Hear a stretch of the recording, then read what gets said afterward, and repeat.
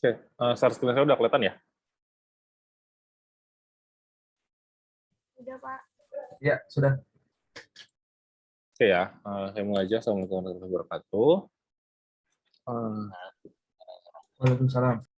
Oke, ini kita anggaplah baru benar-benar belajar materinya ya. Ini pertemuan kedua, jadi saya nggak akan bahas detail terkait komponennya. Saya akan bahas secara general aja. Tujuannya apa? Supaya kalian setidaknya paham sebenarnya komponen-komponen HTML itu untuk membangun sebuah form itu ada apa aja gitu ya. Saya bakal jelasin beberapa komponen yang memang sering dipakai gitu ya.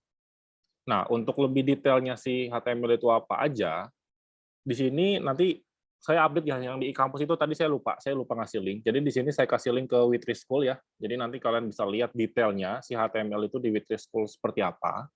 Tapi di sini saya bakal jelasin struktur dasarnya dulu sama beberapa komponen yang bakal dipakai ya kalau misalnya kita bikin aplikasi web.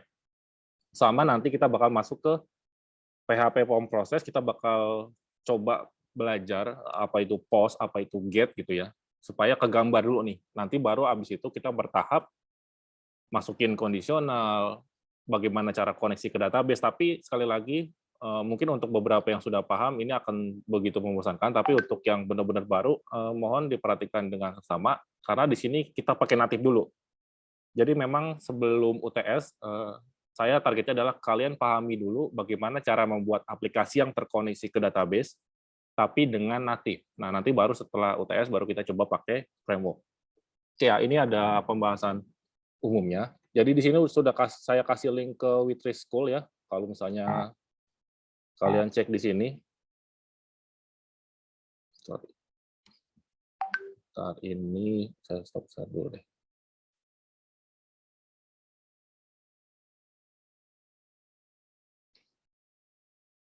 Ini ya, jadi di situ sudah saya kasih link ke Witri School di sini. Nanti kalian bisa lihat detailnya di sini ya, berdasarkan PPT yang ada ini, tinggal diklik aja, nanti dia larinya ke Witri School yang ini, gitu. Jadi nanti kalian baca detailnya di situ. Sekarang saya bakal jelasin yang bakal sering dipakai aja dulu. Oke, nah nanti di sini kita bakal belajar input type ya, ada yang teks, apa yang bentuknya radio, date, dan lain-lain. Apa itu yang bentuknya select, ya misalnya kayak drop down gitu ya, apa itu kalau mau input alamat kita pakai komponen apa, nah nanti ada text area, terus misalnya bagaimana cara kita ngirim data dari form ke halaman yang berbeda, nah nanti kita bakal bahas itu hari ini, kayak gitu. Nah harapannya kita paham dulu bagaimana cara membuat form seperti ini ya. Sekali lagi di sini saya belum membahas soal CSS, saya masih membahas struktur HTML standarnya gitu ya. Dan sekali lagi saya ingetin, perlengkapannya yang sebelumnya saya sebutkan di grup, kayak misalnya SMPP-nya, editornya, itu harus sudah ada. Ya. Nah, katakanlah kita mau bahas seperti ini. Berarti kan ini ada HTML di sini ya. Saya langsung masuk ke praktiknya aja, supaya kita kegambar ya di sini. Jadi anggapannya kita akan membuat form seperti ini, seperti yang saya bilang tadi ya, hanya membahas komponen-komponen yang memang bakal sering dipakai, untuk yang komponen lain nanti bisa dibaca di Witri School-nya.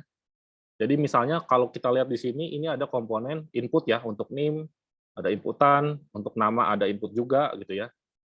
Jenis kelamin ada opsi pria dan wanita di sini, terus ada tanggal lahir ya, pilihan tanggal berarti ya di situ. Untuk kelas ada inputan juga, jurusan ada pilihan drop down ya, kalau diklik nanti dia munculin opsi, terus ada inputan alamat. Nah, nanti kita bakal coba bikin halaman seperti ini. Oke, saya langsung masuk ke code editornya ya. Di sini, saya close dulu.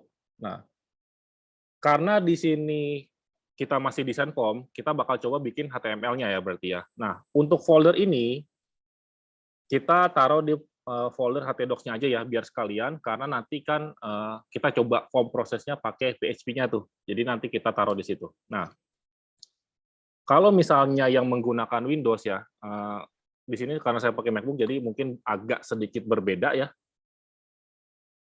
Di sini.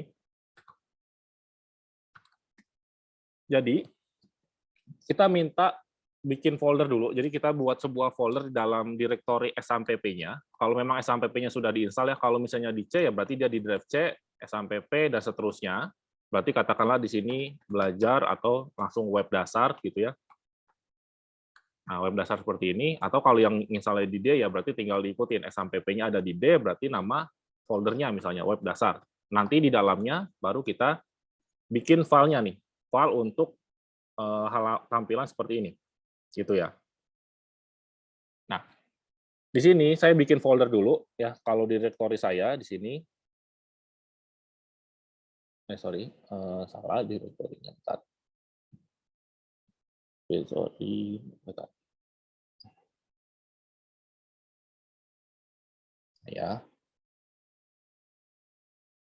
Oke, kita coba masuk. Nah, karena saya di MacBook ya, direktorinya mungkin agak berbeda ya dengan kalian gitu ya. Saya masuk di direktori ngajar, saya pakai direktori web dasar di sini ya.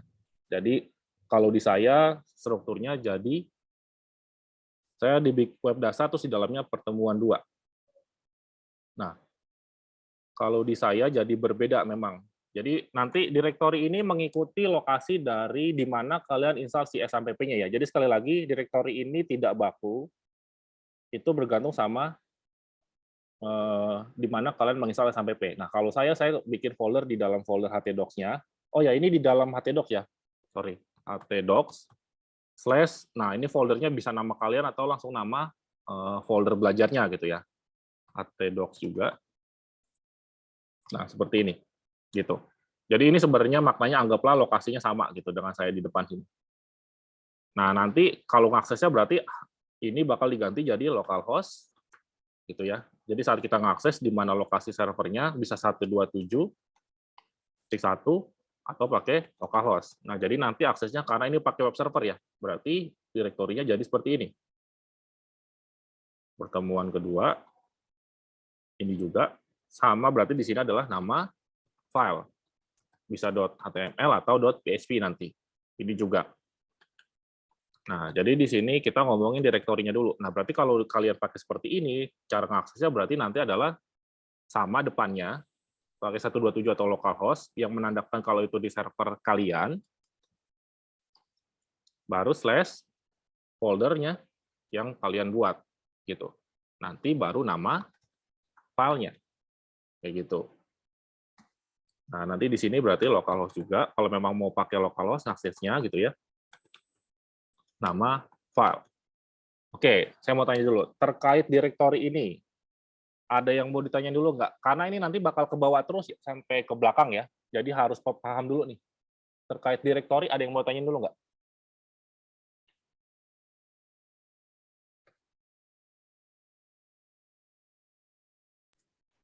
Saya oke, Pak. Yang lain. Yang lain gimana? Oke? Atau ada yang tidak jelas? Paham, Pak. Paham ya? Oke. Nah, karena di sini saya sudah buat foldernya ya, anggaplah ini belum ada filenya ya. Nah, kita mau membuat halaman seperti ini gitu ya. Nah, berarti kan kita harus buat struktur HTML-nya ya. Berarti kita buat dulu filenya, misal katakanlah di sini form pendaftaran gitu ya. Titik HTML. Seperti itu. Nah, kan dia kosong seperti ini ya. Nah, normalnya kalian bakal ngetik kan manual nih. HTML tag buka gitu kan ya. Seperti ini. Terus tag tutupnya, terus ada head, terus ada title gitu ya. Nah, kalau manual seperti ini, berarti di dalam head ada body juga di bawahnya ya. Nah, nanti di sini adalah letak kontennya nih, konten si halaman itu. Kita ngomongin secara struktur standarnya dulu ya. Title itu adalah judul yang ada di atas browser. Judul halaman. Nah, ini yang mana? Jadi kalau saya buka dari browser, sorry ini nggak kelihatan. Saya buka browsernya ya, di sini. Nah, berarti kan tadi saya ada di localhost, ngajar ya kalau di saya, terus ada web dasar, pertemuan 2, tadi filenya adalah form pendaftaran. Nah, untuk yang title itu adalah untuk di bagian ini, yang ada di bagian tab browsernya. Ini adalah dari title. Nah, untuk yang kontennya di sini, itu yang berasal dari body itu. Gitu. Jadi kalau kalian lihat di sini, yang ada di sini adalah itu body. Nah, terus nanti pertanyaannya adalah, Pak, letakin CSS-nya di mana? Letakin JavaScript-nya di mana? Gitu ya. Disarankan untuk CSS bisa diletakkan di sini, gitu. Di sini jadi letak CSS-nya nih, gitu.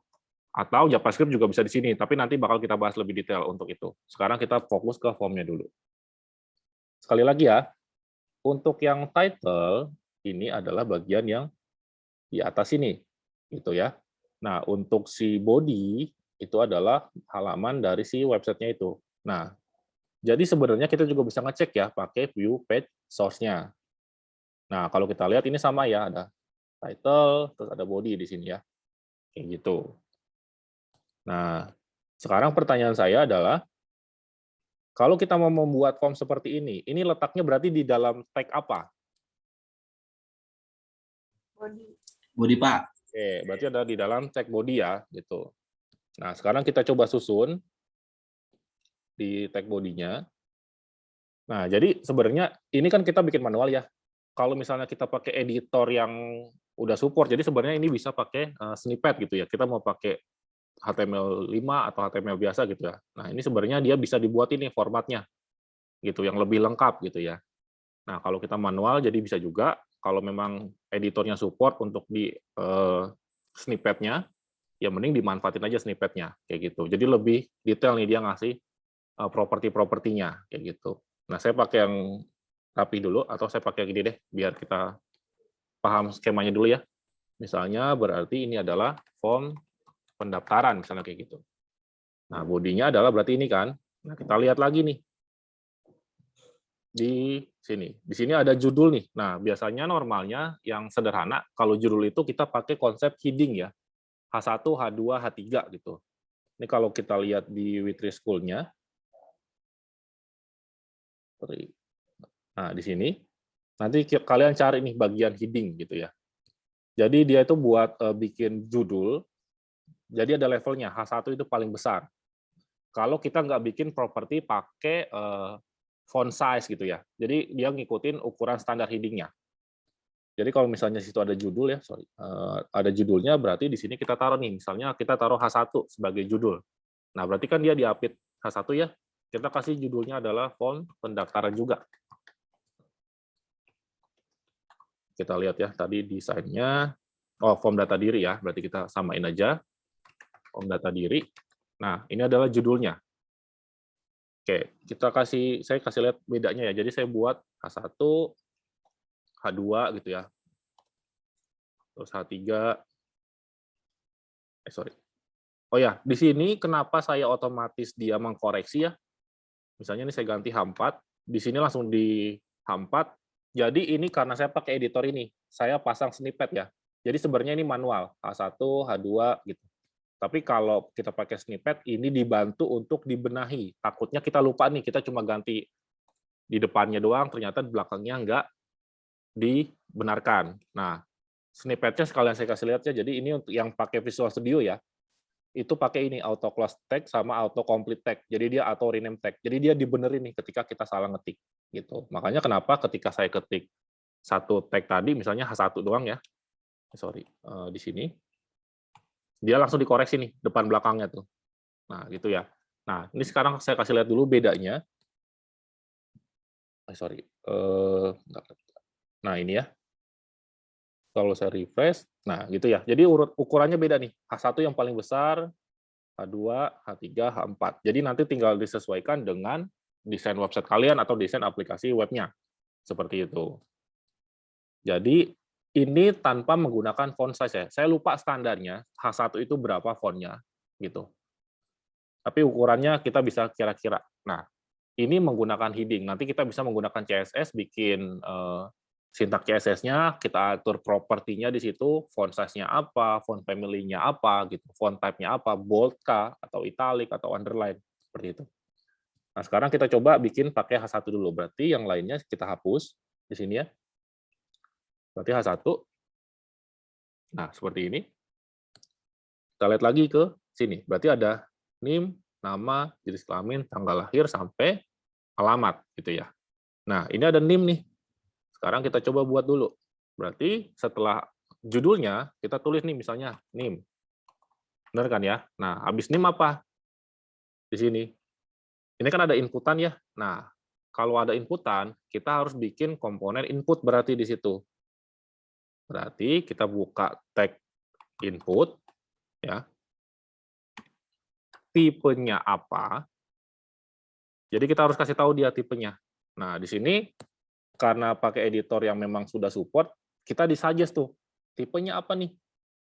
Gitu. Jadi banyak nih udah sebenarnya. Nah, karena itu inputannya teks, kita pakai tipenya teks. Seperti itu. Nah, terus kita tutup dulu. Nanti saya kasih penjelasan yang berikutnya. Nah, kira-kira sampai di sini sudah muncul belum inputannya? Harusnya sudah muncul ya. Nah, ini. Harusnya kalau kita refresh, sudah muncul nih. Nah, tapi kan nanti tidak rapi ya, tapi nanti kita rapiin. Tapi kita biarin kayak gitu dulu. Berarti kan name-nya udah, input-nya udah, terus kita lihat. Di sini kok ada suggestion ya, dia harus diisi name nih. Ini kan ada tulisan nih yang di belakang ya. Nah, kalau di komponen web itu namanya adalah placeholder. Jadi kita takutnya kan ada beberapa form yang memang tidak ada keterangan di sebelah kirinya nih, tidak ada labelnya. Nah, kita bisa pasang placeholder di situ. Jadi setelah kita kasih tipenya teks, kita kasih placeholder. Itu adalah tulisan informasi di dalam teksnya. Misal katakanlah name atau isi dengan name. Nah, nanti di halaman webnya, di sini, nah dia ada nih informasinya. Jadi begitu kita ketik baru dia hilang. Jadi user pun tahu, oh berarti saya harus isi ini dengan name, misalnya kayak gitu.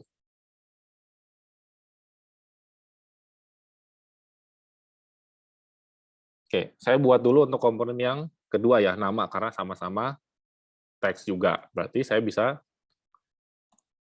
di sini, nama, inputnya teks juga, type-nya, kita kasih placeholder misalnya isi dengan nama. Nah, seperti ini. Kita kasih tag tutupnya. Itu. Nah, di sini kan dia nggak rapi ya. Coba ya, saya lihat dulu. Nah, dia kan naik nih. Nah, ini naiknya bisa beda-beda ya. Karena saya pakai autocomplete, jadi dia naik nih. Sebenarnya harusnya dia nggak naik. Kenapa? Karena memang autocomplete seperti itu. Nggak apa-apa, saya simpan dulu. Nanti kita rapiin. Kita lihat di sini. Nah, kok tampilannya ke bawah? Ke kanan ya? Nggak ke bawah gitu. Berarti logikanya harus diapain? Supaya tampilan si namanya itu berada di bawah name. Kira-kira menurut kalian secara logika harus diapain? Enter, Pak. Enter, Pak. Di enter. Di enter seperti ini. Seperti ini. Di break. Oke, Ya, berarti break. di break. Break itu gimana sintaknya? BR, Pak, BR. BR. BR ya. Nah, jadi supaya dia kebaca sebagai enter, dia pakai BR supaya dia ada di bawah. Nah, cuma kan di sini nggak rapi ya, tapi nanti kita rapiin. Kan di sini kita lihat nih, rapi ya. Name, nama, teratur nih di sini. Oke, berarti kita lanjut ke jenis kelamin. Nah, jenis kelamin ini tipe komponennya kira-kira menurut kalian apa? Ada yang udah tahu belum? Radio. Pakai apa? Radio ya? Ya. Oke, berarti kita bikin tuh. Berarti kita kasih BR lagi ya, karena radionya ada di bawah tuh untuk komponen jenis kelamin. Berarti di sini jenis kelamin kita bikin input type juga karena dia tipenya juga input type. Cuma bedanya berarti di sini kita isi radio. Gitu. Karena untuk opsi tadi tuh. Nah, gitu. Nanti, karena jenis kelaminnya ini ada dua ya, kita lihat di sini. Nah, ada dua, pria dan wanita, berarti kita harus kasih value. Untuk radio button yang pertama, kita kasih value misalnya katakanlah pria. Nah, nanti kita kasih tulisan dia pria. Gitu. Nah, berarti satu lagi apa? Satu lagi adalah yang inputan wanitanya kan, berarti kita bikin input lagi. Nah, di sini radio, value-nya berarti wanita. Gitu. Kita kasih labelnya berarti di sini wanita. Nah, itu ya. Kita lihat dulu di formnya. Nah, dia ada pilihan nih, jadi kita udah bisa ngeklik. Nah, cuma kan di sini kenapa dia bisa diklik dua-duanya? Karena kita belum kasih properti nama tuh, ya. Karena kan ini sebenarnya adalah dua hal yang sama nih. Gitu ya, dua hal yang sama. Maksudnya ada pria dan wanita ini kan sebenarnya satu inputan ya, jenis kelamin. Nah, kita harus kasih tahu dia namanya. Nama si inputannya, misalnya katakanlah di sini name, jenis, kelamin ya. Nah, untuk penamaan properti ini jangan pakai spasi ya. Begitu juga dengan yang input type wanitanya. Kita kasih name, jenis, kelamin. Seperti itu.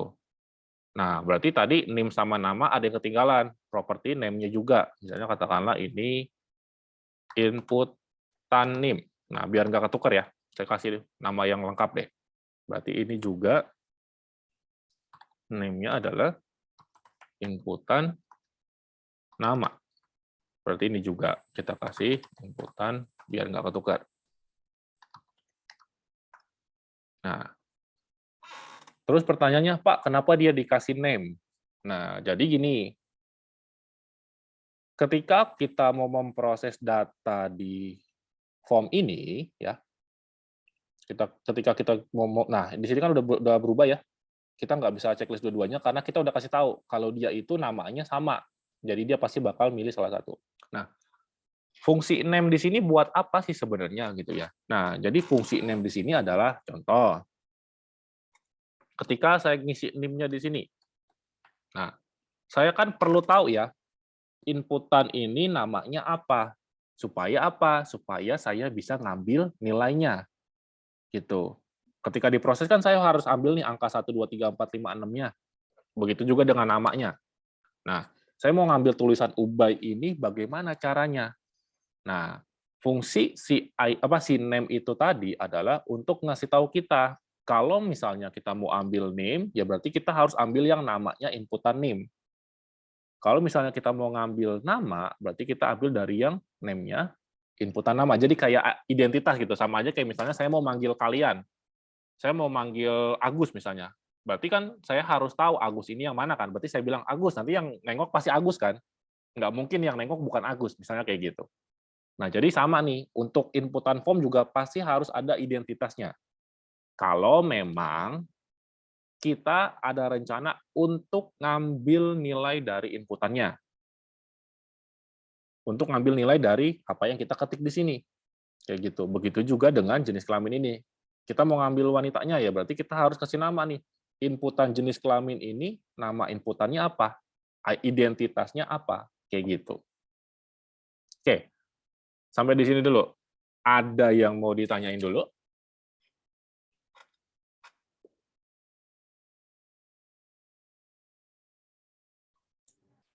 Oke, Pak. Ada yang mau ditanyakan? So far sih masih oke, Pak. Masih oke ya. Yang lain gimana? Masih oke juga? Oke, Pak. Oke ya. Nah, sekarang kita lengkapin ya. Berarti di sini kira-kira kalau misalnya tanggal lahir nih, menurut kalian inputannya pakai apa? Tipenya?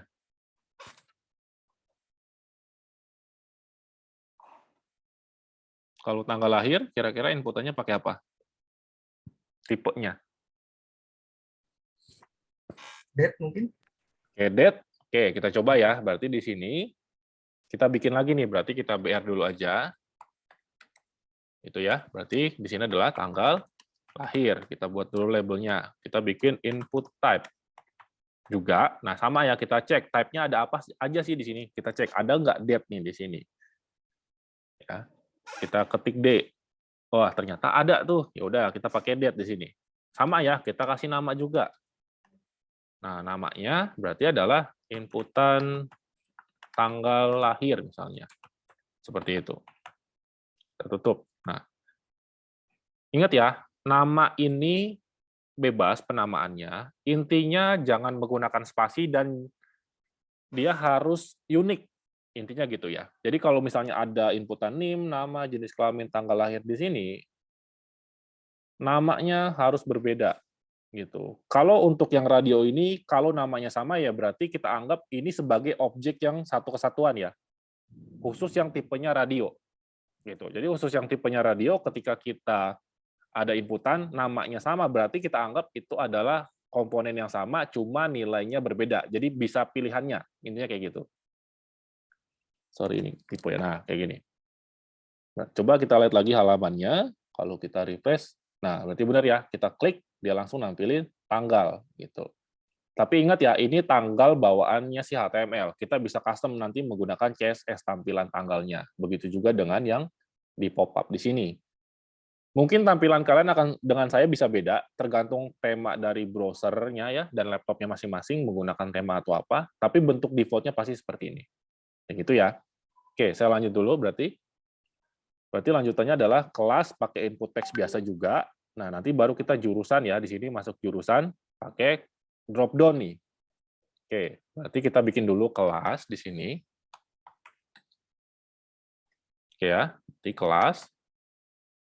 Nah, karena ini masih input type-nya teks biasa ya, jadi saya langsung aja. Name-nya berarti ini adalah inputan kelas. Nah, misalnya sama deh, kita kasih placeholder ya, biar isi dengan kelas. Nah, misalnya kayak gitu. Nah, setelah kelas apa tadi? Ada jurusan nih. Jurusan bentuknya drop down ya di sini. Oke, nah untuk drop down kita pakai select. Jadi kita bikin dulu BR di sini. Nah, kita pakainya select. Sama, select itu juga harus kita kasih nama. Berarti kita kasih nama misalnya adalah inputan jurusan. Gitu. Nah, cuma bedanya, select ini kan ada buka tutup ya. Nah, dia itu kan harus ada value-nya kan, pilihan drop down-nya itu apa kan. Nah, itu masuk ke properti di dalamnya si select ini, kita harus letakkan ada propertinya option. Gitu. Option itu berarti pilihannya. Pilihan si inputan jurusan ini apa aja sih? Gitu. Misal, katakanlah, kita bikin pilihan manajemen informatika gitu ya. Terus kita bikin lagi opsi kedua, sistem atau teknik informatika, habis itu baru sistem informasi, misalnya kayak gitu. Nah, seperti ini. Nah, sekarang kita balik lagi ke halamannya. Nah, dia udah muncul nih. Sorry, saya lupa tulis jurusan ya, nanti saya tulis. Nah, udah muncul drop down-nya. Kayak gitu. Oke, saya kasih dulu berarti jurusan di sini ya, ketinggalan. Nah, jurusan. Kayak gitu. Nah, cuma kan pertanyaannya bakal begini. Dari mana kita tahu kalau yang dipilih itu adalah manajemen informatika? Kan gitu ya. Namanya kan sama nih. Tapi ketika saya pilih manajemen informatika, bener nggak nih sistem tahu yang saya pilih manajemen informatika? Nah, kita harus tambahkan lagi propertinya. Mirip dengan yang jenis kelamin nih. Kira-kira properti apa yang harus kita tambahin di option ini? Kalau kita mengacu ke pendekatan radio button ini. Kira-kira properti apa yang harus saya tambahin? Value, Pak. Oke, value ya. Jadi kita harus kasih tahu nih, option ini value-nya itu apa. Kayak gitu. Begitu juga dengan yang ini. Nah, gitu. Jadi kita kasih value nih semua. Nah, pertanyaannya, apakah si value ini harus sama dengan manajemen informatika yang di sini? Tidak harus, karena ini adalah apa yang bakal ditampilkan ke user, sedangkan value di sini adalah apa yang bakal dikenali sama sistem. Gitu. Jadi kalau memang ini isinya sama persis ya berarti kalian isi aja value-nya berarti manajemen informatika juga. Tapi kalau misalnya isinya adalah ID secara sistem berarti misalnya MI saya kasih value di sistemnya adalah manajemen informatika saya kasih value adalah MI, berarti value-nya adalah MI. Teknik informatika saya kasih value-nya adalah TI. Sistem informasi saya kasih value-nya misalnya SI kayak gitu. Nah, secara tampilan ini tidak ada perubahan. Tapi ketika kita pilih ini, sistem tahu yang kita pilih itu adalah si teknik informatika. Karena secara value kita sudah isi itu, kita sudah kasih tahu sama dia kayak gitu. Nah, kayak gitu. Jadi seperti itu cara kerjanya. Oke, sampai sini terkait select, ada yang mau ditanyain dulu?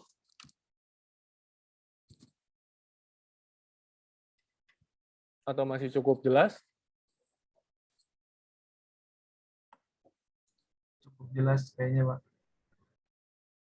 Oke ya, kita lanjut lagi ya. Oke, berarti ada komponen apa lagi nih yang belum, berarti jurusan udah. Nah, sekarang kita masuk ke alamat ya. Inputan yang biasanya inputannya banyak gitu ya. Oke, berarti kita masuk lagi nih. BR, gitu ya. Berarti alamat ya, kita tulis dulu alamat. Nah, berarti kan habis alamat inputannya apa? Nah, untuk yang inputannya biasanya lebih dari satu baris, ingat ya, inputan-inputan yang sudah pernah kita buat ini adalah satu baris semua nih. Ini satu baris semua. Jadi inputan ini satu baris semua. Ketika kita enter, form ini akan diproses gitu. Kalau misalnya kita taruh form prosesnya. Dia nggak bisa enter ke bawah nih kalau yang ini. Karena dia satu baris. Nah, untuk semua inputan yang memang memerlukan barisnya lebih dari satu, kita pakai komponen namanya text area. Jadi kita bikin di sini text area, sama ya, buka tutup juga. Propertinya apa? Nah, text area propertinya columns. Nah, di sini. Columns itu berarti berapa columns tuh dia panjangnya. Gitu. Berarti ke yang ke sini nih, ke kanannya. Kita mau kasih dia berapa columns gitu. Misalnya katakanlah kita kasih panjangnya itu 50. Terus berapa baris nih dia tampilan ke bawahnya, rows-nya. Misalnya katakanlah 5 baris. Seperti itu. Nah, sama, ini juga harus dikasih nama berarti kan. Name-nya berarti inputan alamat. Misalnya seperti itu. Kita balik lagi ke form-nya. Nah, gitu. Jadi, secara default-nya dia bakal ke sini adalah 50 karakter, ke bawahnya adalah, tadi saya pasang berarti 5 baris. Nah, kalau saya kecilin, misalnya cuma 4 baris. Ini jadi cuma 30, columns-nya ke kanannya gitu ya. Nah, dia akan berubah. Tuh, lebih kecil. Meskipun di sini kita bisa expand manual, tapi secara default-nya dia bakal mengikuti properti yang udah kita buat. Seperti itu. Jadi kita pasang, kasih keterangan juga ya placeholder ya, biar dia nggak ketukar. Isi dengan alamat, misalnya kayak gitu. Nah, gitu. Oke, berikutnya berarti kita tinggal bikin inputan submit-nya ya. Nah, secara form standar, kalau memang kita nggak mau repot, ya kita bisa bikin yang tipenya submit dan tipenya reset. Nah, fungsinya apa? Submit itu berarti kita menandakan mau kirim data ini ke halaman yang mana. Reset itu untuk membersihkan semua inputan yang ada di sini. Jadi kalau ketika kita udah isi name, nama, terus kita kayaknya salah deh, kita klik reset, nanti dia dikosongkan. Kayak gitu. Nah, ini kita bikin dulu, berarti ada dua tombol di situ. Berarti kita kasih BR dulu. Ya, di sini. Sorry.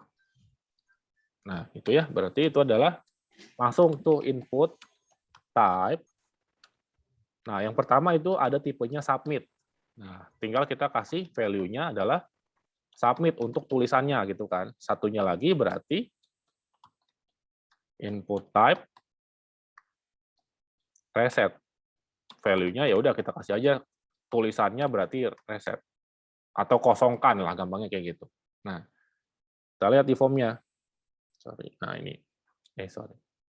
Nah, udah ada tuh. Coba ya kita isi. Kira-kira berhasil atau enggak? Wah, nggak berhasil nih. Dia nggak berfungsi. Nah, kira-kira ada yang bisa ngejelasin nggak? Atau ada yang bisa jawab nggak? Kenapa itu tidak bersih inputannya? Kalau kita analisa dari bentuknya ini. Kira-kira ada yang udah bisa jawab? Atau benar-benar nggak tahu sama sekali?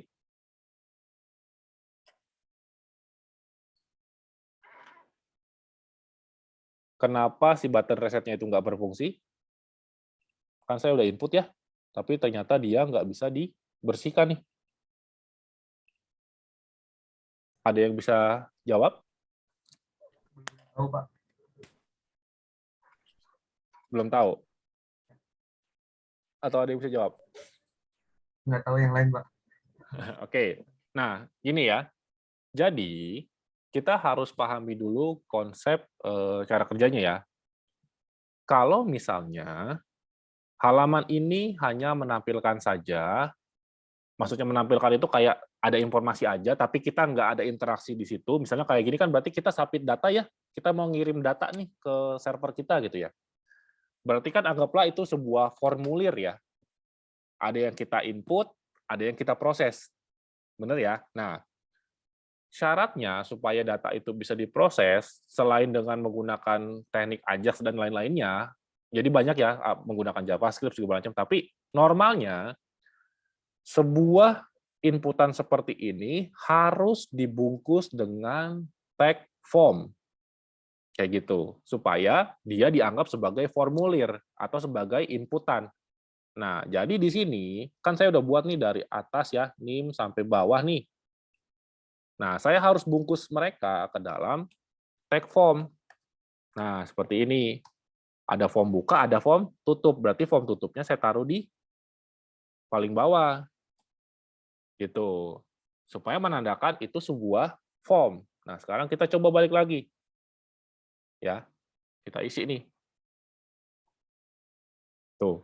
Baru dia bisa berfungsi karena dia sudah dianggap sebuah form. Kayak gitu. Jadi intinya ketika ada inputan di situ dan kalian mau proses datanya, berarti dia harus dibungkus dengan tag form. Kayak gitu. Sampai di sini paham? Jadi ini harus ada ya. Jadi kalau dia mau diproses, ini harus dibungkus dengan tag form nih semua inputannya. Nah, kenapa H1-nya nggak saya bungkus? Ya karena memang H1 hanya informasi aja. Sebenarnya taruh di dalam bisa nggak, Pak? Bisa aja di sini. Tapi secara fungsi ini nggak berfungsi apa-apa juga, hanya sebagai informasi saja. Gitu. Intinya yang diproses adalah yang ada interaksi dengan usernya. Ya berarti kan inputan NIM, inputan nama, jenis kelamin, tanggal lahir, kelas, jurusan, dan alamat ini. Gitu. Oke, sampai di sini. Dari awal tadi, NIM, nama, sampai bikin inputan ini, ada yang mau ditanyain dulu?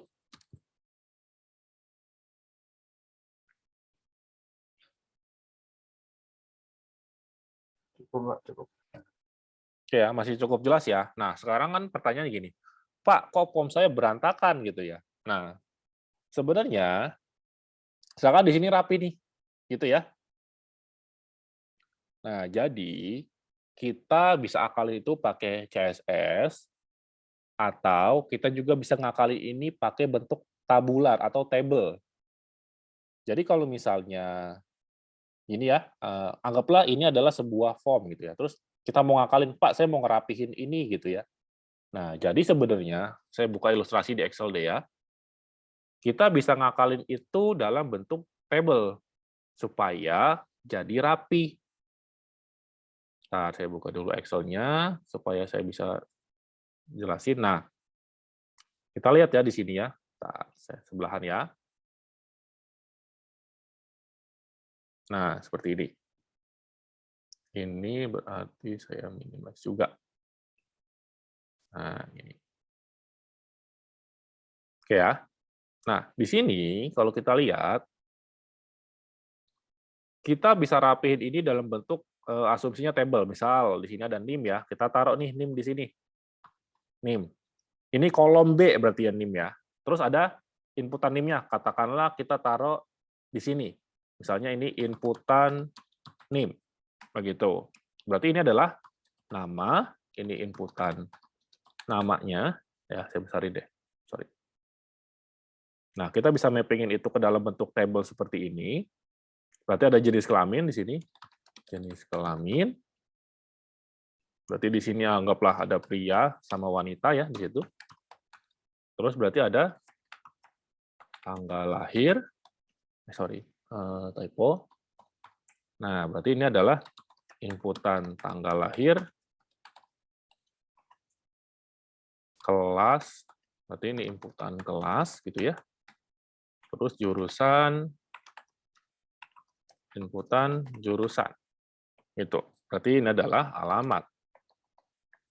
Nah, kita bisa inputan alamat. Nah, tombolnya kita taruh di bawah, berarti kita taruh tombolnya di sini ya. Tombol submit atau tombol reset.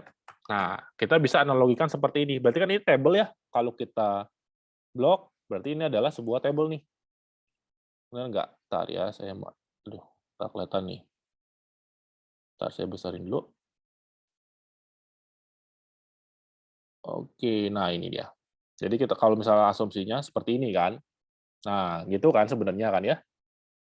Nah, kita bisa pakai analogi ini untuk merapikan si form ini. Nah, berarti ini kan table ya. Nah, di HTML itu ada juga tag table. Nah, berarti saya masuk lagi nih ke code-nya. Nah, yang udah terlanjur ke bentuk ini, saya bikin tag table misalnya. Itu kan. Nah, table ada barisnya kan. Kalau kita lihat dari Excel ini, berarti ini adalah baris pertama. Nah, berarti kita bikin baris itu kalau di table namanya adalah TR atau table row. Ini baris ke-1. Nah, kita bikin berarti butuh berapa baris nih? Kalau kita mau ngerapihin halaman ini. 1, 2, 3, 4, 5, 6, 7, 8 ya. Berarti kita bikin dulu nih 8 baris.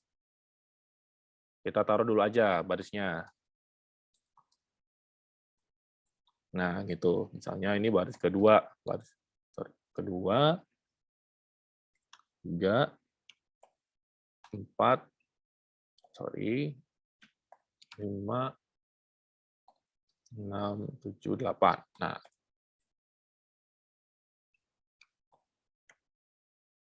Nah, ini nggak apa ya, di autocomplete sama editornya.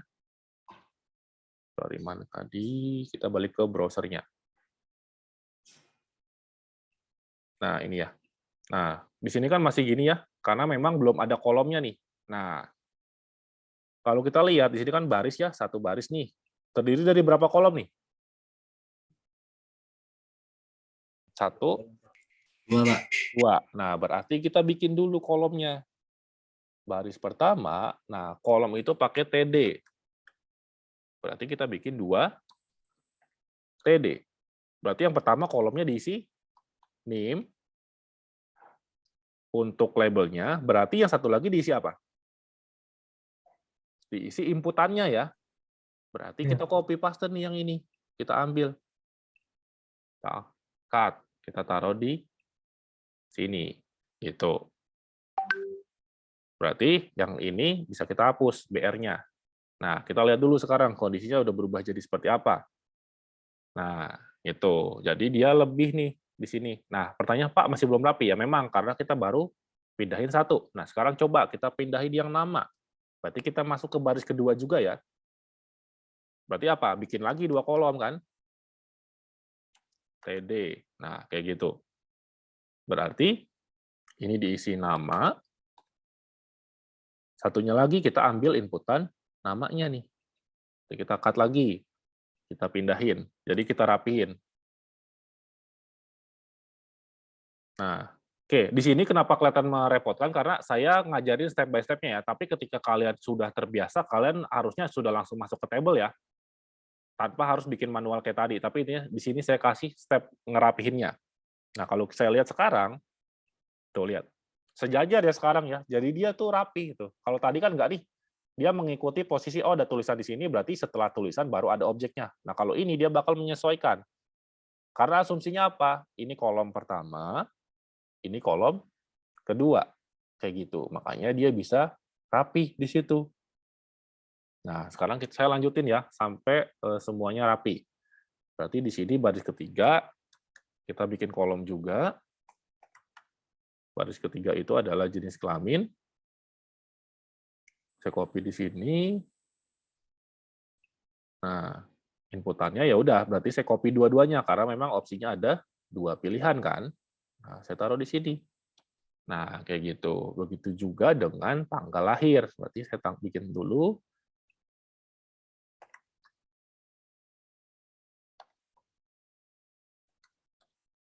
Oke. Nah, itu ya. Berarti ini tanggal lahir. Baru kita ambil inputan tanggal lahir, inputannya aja gitu ya, karena kan teksnya sudah ditulis. Nah, seperti itu. Berarti ini udah bisa kita hapus. Nah, sekarang kita masuk ke kelas nih. Kita bikin lagi di sini. Itu kelas, kolom pertama, kolom kedua adalah inputan kelasnya. Berarti kita ambil inputan kelasnya ini. Nah, seperti ini. Itu. Nah, berarti tinggal masuk ke jurusan. Kita masuk lagi ke baris kelima, jurusan berarti kita bikin TD. Untuk kolom pertama, bikin lagi, kolom keduanya adalah value si select-nya. Nah, seperti ini. Kita taruh di sini lagi. Berarti ini udah bisa kita hapus nih, kelas dan jurusan. Tinggal yang alamat sama tombolnya. Berarti kita bikin lagi. Ini adalah alamat. Ini adalah inputan si alamatnya. Berarti teks area-nya kita copy paste ke sini. Nah, kayak gitu. Berarti sisa inputan.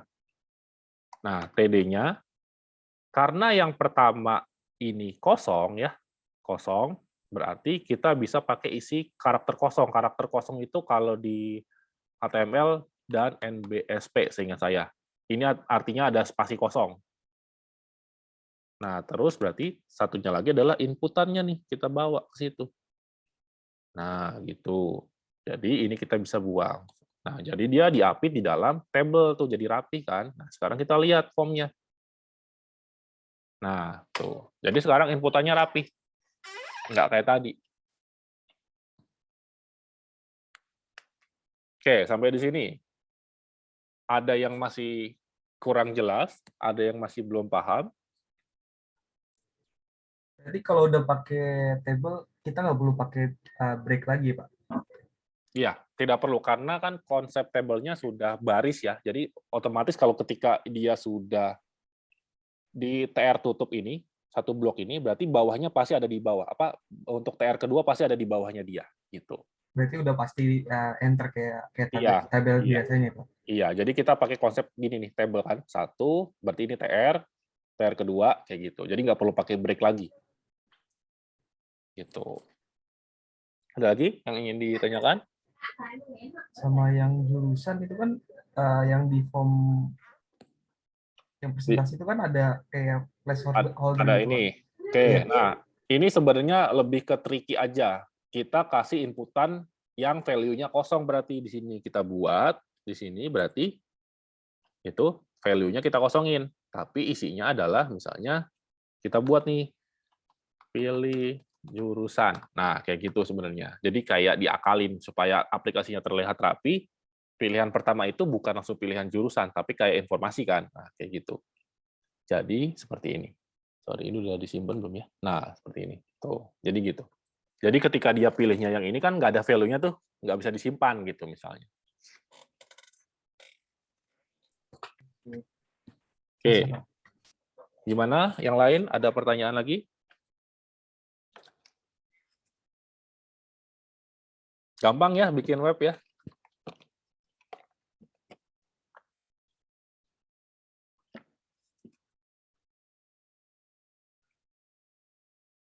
Ketinggalan Pak, setengah jam baru join. Oke, ini nanti sudah direkam, jadi nanti bisa dilihat rekamannya ya. Oke, makasih Pak.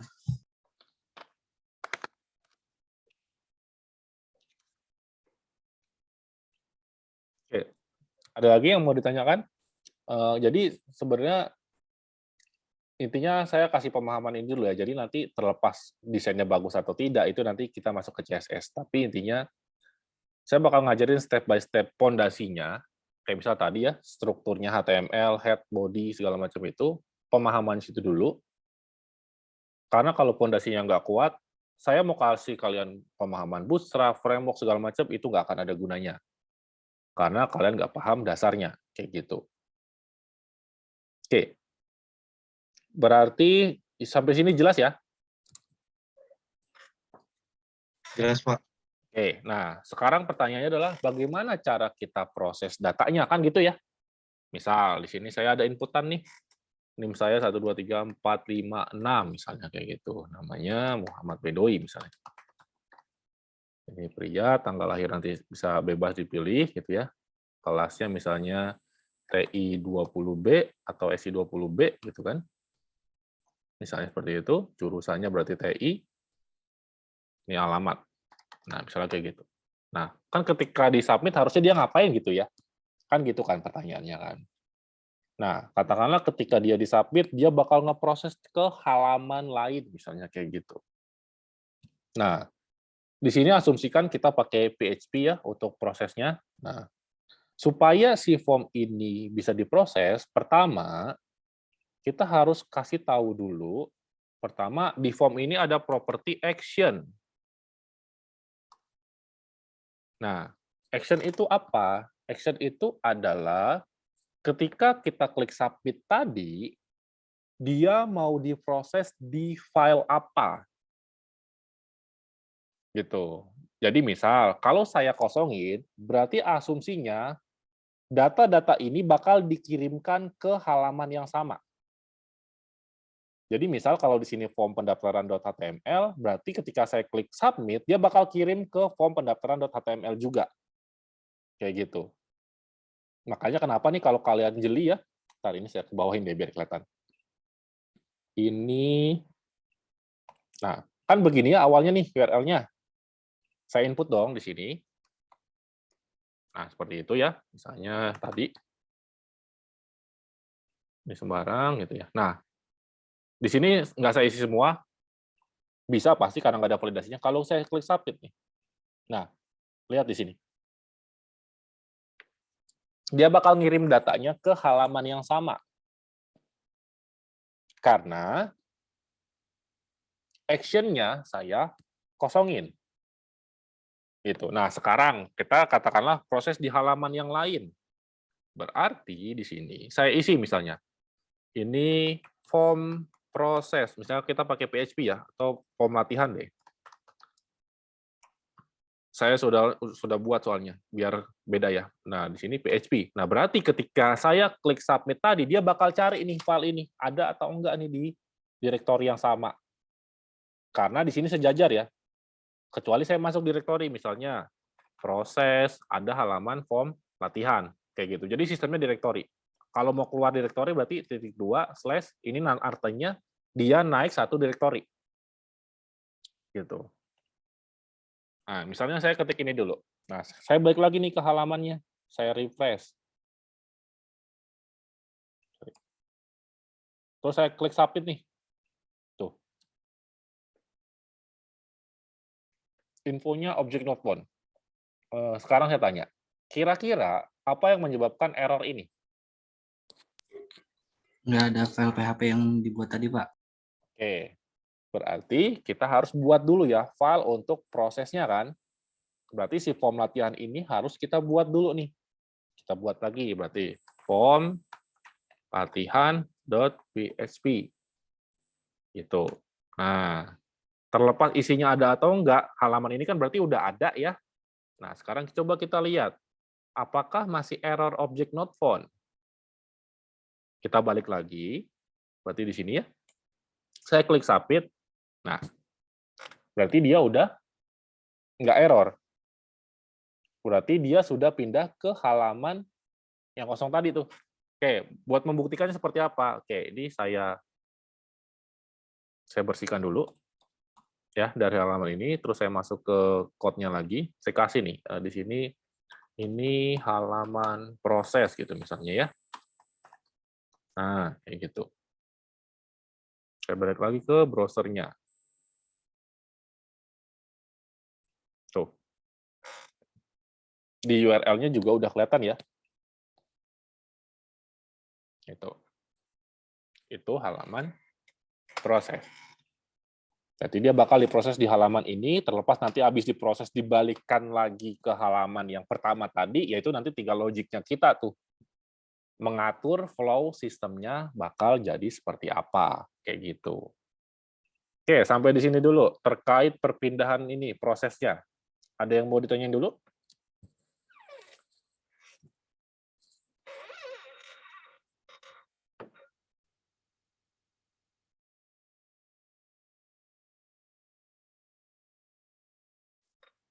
Sudah cukup jelas ya? Jelas, Pak. Oke, nah sekarang pertanyaannya adalah, Pak, data yang kita kirimin itu aman nggak sih sebenarnya gitu ya. Nah, kalau misalnya nih katakanlah ya, kita lihat nih di halaman ini. Nah, data kalian kan di sini ya. Oke, saya inputnya lengkap deh ya, biar kelihatan. Saya input nih. 6. Ini ya.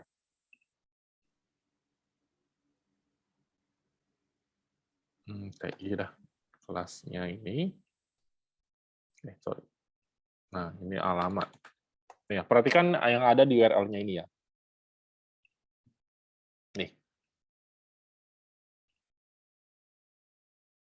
Kita bisa lihat di situ, informasi yang kita kirimkan dari form sebelumnya itu kebawa di URL-nya. Di sini ya, inputan NIM isinya adalah NIM, inputan nama isinya adalah nama saya, inputan jenis kelamin ya jenis kelamin, tanggal ya tanggalnya seperti apa gitu. Nah, sekarang pertanyaan saya, kalau misalnya itu inputan password, kira-kira bagus atau tidak? Atau kira-kira secara sistem itu efektif atau tidak ketika password kita lemparnya ke dalam sini? Enggak, Pak. Enggak ya. Kenapa? Karena kan secara security berarti orang yang mungkin katakanlah ketika kalian input nggak sengaja lewat di belakang, dia ngeliat, oh ada itu tuh username sama password di URL. Benar nggak? Nah, terus bagaimana penanganannya? Oke, jadi sebenarnya secara default ketika si form itu dibuat, dia itu sebenarnya udah ada metodenya. Di sini ada property method, tapi metodenya adalah get. Nah, kalau dia get, datanya itu akan dikirimkan ke URL, ke sini. Gitu. Makanya kenapa datanya jadi muncul nih di sini. Nah, terus bagaimana, Pak? Ya berarti metodenya kita ganti. Kalau memang informasi form itu, misalnya katakanlah ada sesuatu yang harus dirahasiakan, atau memang ya itu bergerak di belakang, jadi orang yang lain tuh nggak perlu tahu informasi apa sih yang diinput di situ, gitu. Nah, berarti kita ganti ini metodenya menjadi post. Nah, seperti itu.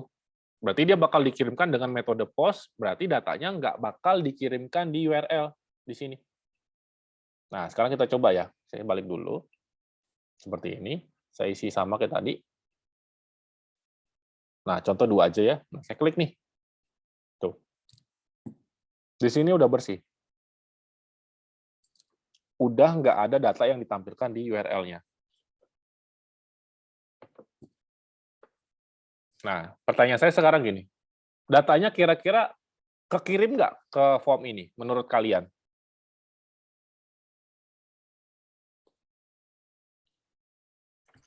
Enggak, Pak. Coba satu-satu ya, jadi bentrok. Kekirim nggak? Kirim, Pak. Kekirim. Tapi dengan metode apa? Post. Nah, dia tetap Metodenya post. post ya. Dia tetap kekirim dengan metode post tadi. Nah, cara dapetin informasinya gimana? Oke. Nah, kita bakal masuk ke PHP-nya nih. Nah, karena kita sudah kirimkan data ini ke form latihan ini, berarti kan kita harus ambil datanya ya. Nah, berarti kita buka nih sintak PHP-nya di sini. Karena ini kan adalah sintak yang berjalan di web server ya. Nah, cara ngambilnya gimana? Kalau misalnya dia pakai get, berarti $_get. Tapi kalau dia post, berarti kita ganti ke post. Nah, namanya apa? Kan gitu. Nah, ini adalah properti array, ngambil namanya. Berarti, kalau dari form ini, misal, kita mau ambil name nih. Berarti saya ambil yang mana namanya? Nih, saya besarin. Saya harus ambil yang mana berarti?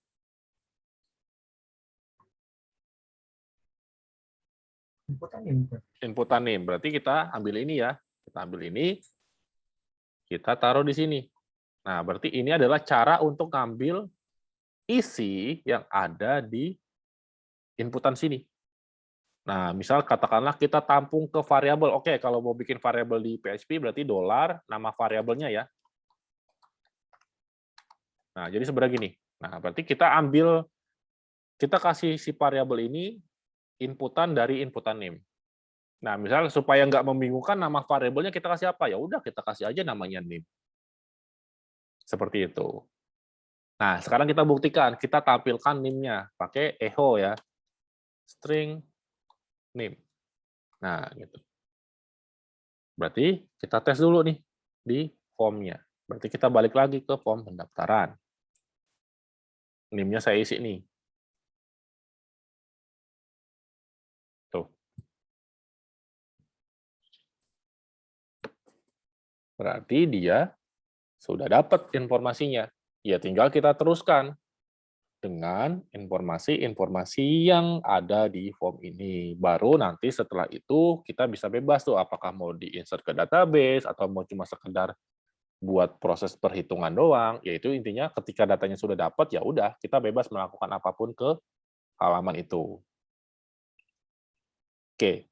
Nah, untuk hari ini kita sampai sini. Ada yang mau ditanyain dulu nggak? Sambil saya absen kali ya. Ini share screen-nya saya tutup dulu. Nah, ada yang mau ditanyain sambil saya absen?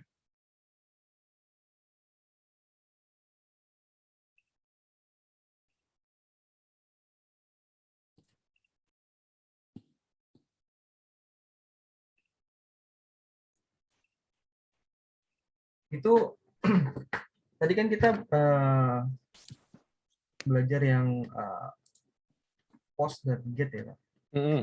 Itu ada kegunaan tertentu nggak? Misalnya kita menggunakan get untuk apa? Kita menggunakan post untuk apa? Oke. Selain yang tadi post itu katakanlah untuk isian password gitu.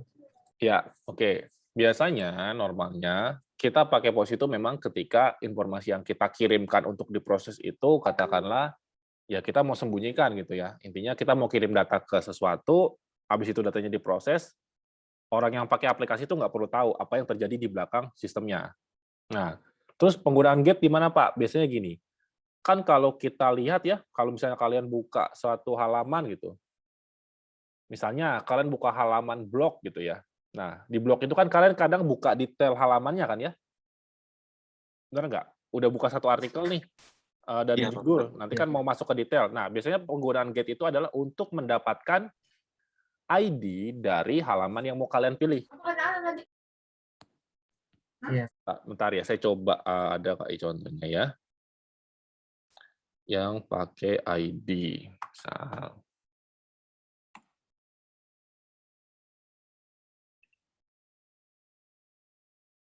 Oh, ini Medium aja deh. Kita buka Medium ya.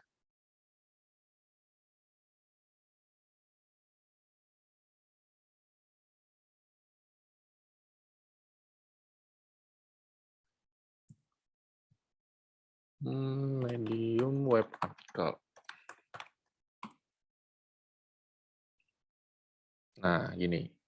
Contohnya, misalnya saya ambil random author ya. Pak, maaf belum di Iya, share screen, betul. Pak. Memang belum saya share screen. Saya masih buka Medium-nya dulu.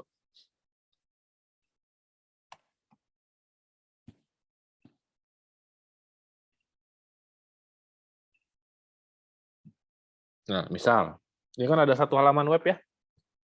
Kalau kita lihat di sini, ini kan banyak artikel ya. Benar? Nah, biasanya gitu tuh dipakai untuk apa? Untuk mendapatkan ID yang kita pilih. Contoh, kita nih ngarahin ke sini nih. Ini saya itu deh ya. Nah, biasanya di bawah tuh kelihatan tuh ya. Dia itu menunjuk ke ID yang mana. Benar nggak? Terlepas nanti ID-nya di-encrypt atau ID sebenarnya. Intinya gitu. Nah, biasanya kenapa kita perlu dapat ID-nya? Untuk ngasih tahu ke halaman berikutnya, kalau tuh kita pilih data ini. Gitu. Contoh, saya buka nih detailnya. Nah, si halaman ini kan harus tahu ya, data mana yang bakal diakses. Nah, biasanya get-nya itu ditaruh di sini kan. Gitu. Terlepas yang di get itu, entah itu ID, entah itu judul datanya, entah itu ID yang sudah di-encrypt, intinya dia perlu ID ini untuk apa? Untuk ngelakuin query ke database, buat nyari detail informasi terkait ID itu. Biasanya penggunanya ke arah situ. Jadi contoh, kalian buka nih, gini, berarti buka e-kampus aja misalnya gitu ya. Mana nih kampusnya? Nah, misal, saya pilih nih, sorry. Nah, kita ke home ya. Bener nih. Nah, ini kan ada ID-nya ya masing-masing ya. Nah, jadi untuk ngasih tahu yang saya klik itu ya benar pertemuan kedua, yang saya klik itu benar pertemuan ketiga. Nah, itu biasanya di get tuh ID-nya, pakai get. Gitu. Nah, biasanya sih untuk itu, untuk ke halaman detailnya nanti. Gitu. Tapi memang biasanya ID-nya meskipun dia di get, dia di encrypt. Kayak gini nih. Ini kan ada encrypt-nya ya. Jadi sebenarnya, jadi kita nggak tahu sebenarnya ID-nya berapa, tapi si sistem bakal ngecek, oh ada ID yang encrypt-nya seperti ini, saya cek ke database. Oh detailnya itu adalah tulisan ini, ada fotonya, kayak gitu. Biasanya untuk kayak gitu, kebanyakan ID itu untuk ke halaman detail dari sebuah aplikasi. Nah informasinya apa aja ya tergantung dari si aplikasinya. Misalnya inventory ya berarti katakanlah saya pilih produk 1 ya berarti get-nya bakal nge-get ID produknya untuk dapetin detail dari produknya. Kayak gitu.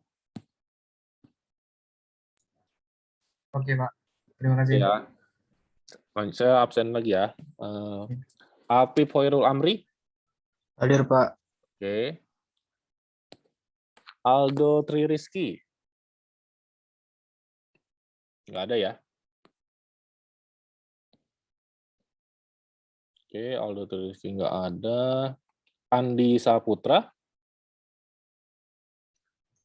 Hadir, Pak. Oke. Aprianto. Hadir, Pak. Oke. Bagas Priyansyah. Hadir, Pak. Calvin Yudatama. Hadir, Pak. Oke. Desita Sari. Nggak ada ya. Oke. Diki Ferdiansyah. Hadir, Pak. Oke. Dinda Fauzia. Hadir, Pak. Oke. Eka Meliana Putri. Hadir, Pak. Oke. Eko Kristiono. Hadir, Pak. Oke. Fauzan Subhi. Nggak ada ya. Oke. Galih Raka Permana. Oke, nggak ada. Hari Nurwidia. Hadir, Pak. Oke. Ibnu Aji Nurrohman. Hadir, Pak. Oke. Imam Arobil. Iman Arobil. Nggak ada ya. Inayatul Syam. Hadir, Pak. Oke. Irfan sudah hadir ya, ada absennya. Jimmy Setiawan. Hadir, Pak. Oke. Muhammad Rifki. Nggak ada ya. Muhammad Zakaria. Hadir, Pak. Oke. Muhammad Vicky Aryadi. Hadir, Pak. Oke. Muhammad Rianto Maulana. Hadir, Pak. Oke. Muhammad Aditya. Hadir, Pak. Oke. Muhammad Ainun. Hadir, Pak. Muhammad Amiruddin Alamsyah. Hadir, Pak. Oke. Muhammad Fajar. Oke, nggak ada ya. Muhammad Nugi Abdiansyah. Hadir, Pak. Oke. Muhammad Riyad Ihsan. Nggak ada ya.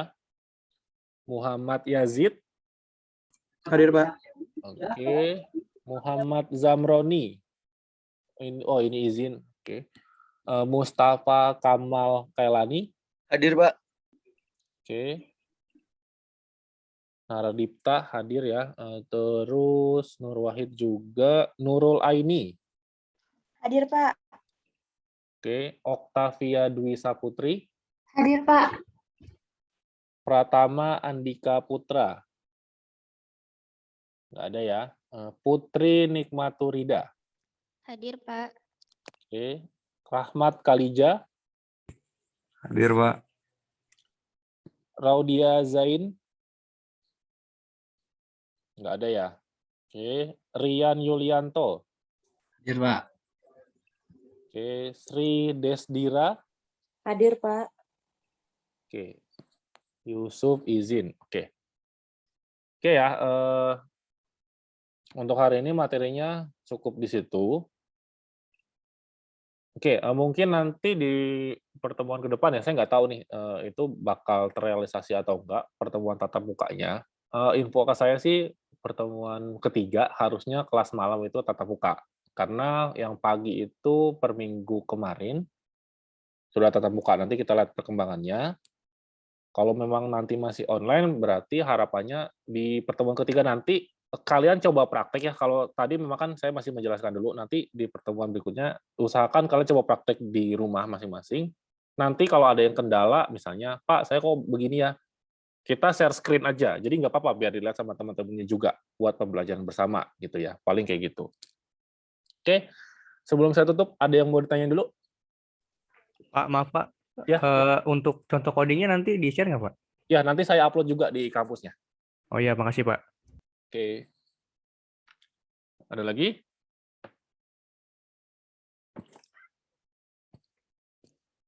Oke ya, udah cukup berarti ya. Oke, perkuliahan malam ini berarti udah selesai. Terima kasih atas perhatiannya ya.